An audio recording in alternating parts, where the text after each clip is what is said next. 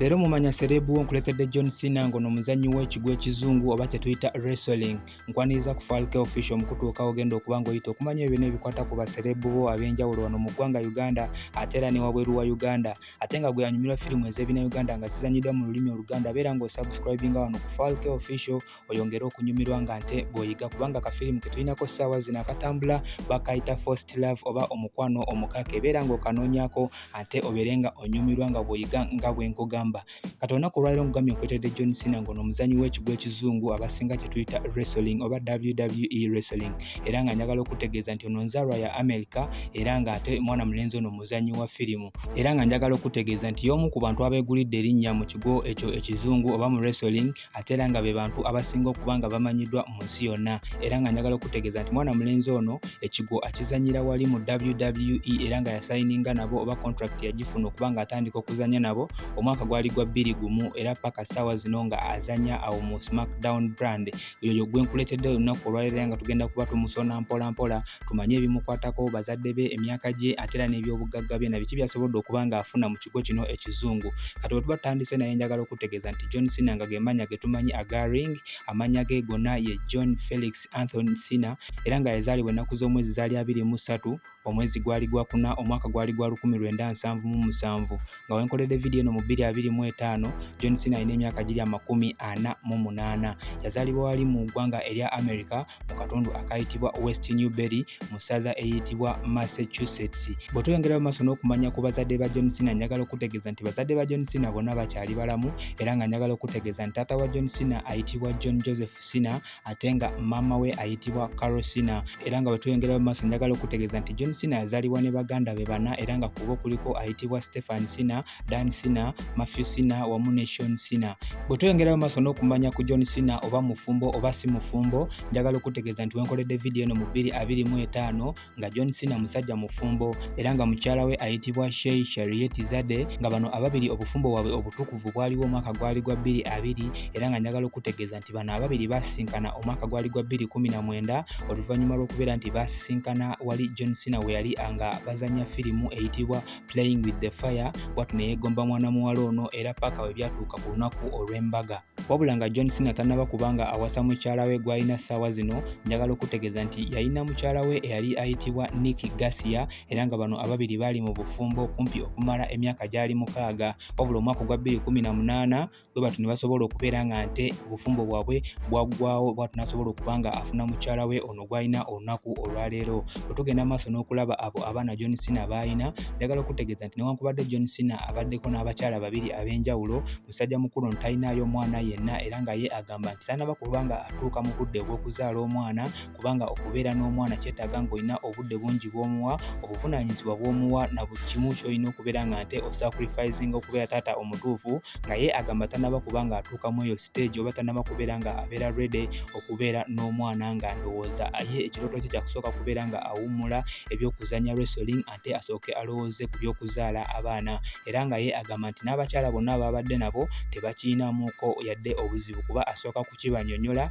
ne babeera nga nte bakitegedde. Bwe tweyongera mu maaso n'okumanya John Cena ono muwanvu kwenkanawa, njagala okutegeeza nti John Cena musajja muwanvu fuuti 6 n'akatundutundu kamu ate nga azitowa kilograms ziri 114. Kati bwe tugenda mu maaso n'okumanya ddi lwe yatandika ensonga zino ez'okuzannya ekigo, njagala okutegeeza nti John Cena newankubadde nga yazaalibwa wali mu New West Bury mu ssaza erya Massachusetts, njagala okutegeeza nti omwaka gwali gwa 1998 bw'atu yasobola okuba nga nte ava mu Massachusetts n'abeera ng'ayolekera California era ng'awo yali agenze mu bintu eby'okuzimba omubiri oba ky'oyinza okuyita bodybuilding, era nga oluvannyuma lw'okubeera nti yaliwo omwaka gwali gumu nga ayiga okuzimba omubiri, bw'atu yasobola okubeera nga nte eby'okuzimba omubiri abirekaawo oba abivaamu n'abeera nga nte atandika omuzannyo guno ogw'ekigo mu mwaka ogwo gwa 1999 era nga kyamuyambako n'okubeera nga nte atandika okubeera nga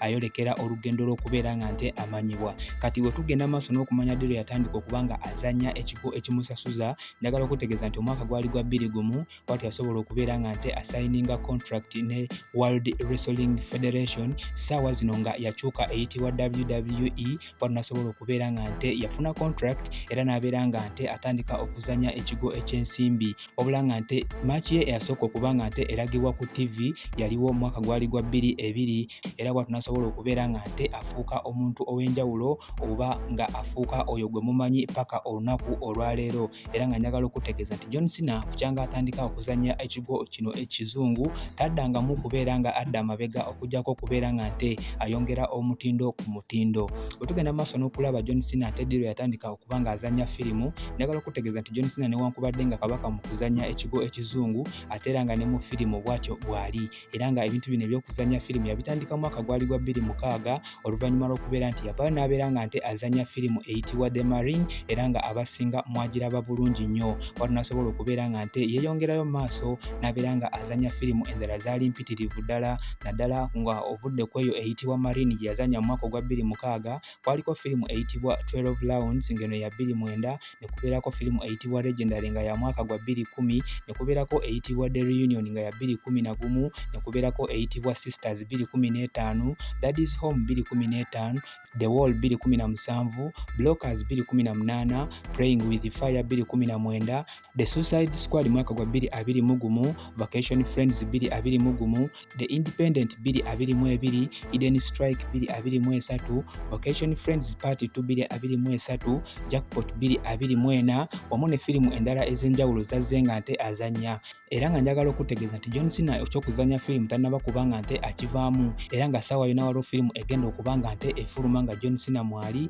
era nga firimu eno esuubirwa okuba nga efuluma ennaku z'omwezi nga 2 omwezi ogw'omusanvu nga eyitibwa Heads of States, era nga kuba omugenda kubamu abazannyi nga Idris Elba wamu ne Priyanka Chopra nga be bamu ku bazannyi abagenda ogirabikiramu wamu ne musajja mukulu oyo ayitibwa John Cena. Kati bwe tugenda maaso n'okumanya egyo emisipi John Cena gy'azze nga awangula mu kigo ekizungu, njagala okutegeeza nti John Cena omugatte yakawangula emisipi giri 21 era nga kwegyo kuliko emisipi 14 nga gya WWE Championship, ne kubeerako World Heavyweight Championships emisipi 3, ne kubeerako United States Championships emisipi 5, Tag Team Championships emisipi 4 wamu n'emisipi emirala egy'enjawulo. Ate nga bwe tweyongerayo mu maaso n'okulaba John Cena yakazannya match meka bukyanga atandika okuzannya ekigo ekizungu, njagala okutegeeza nti John Cena mu kigo ekizungu wenkoledde vidiyo eno mu 2025 nga yakazannya match ziri 232 era nga ku zo awanguddeko match 188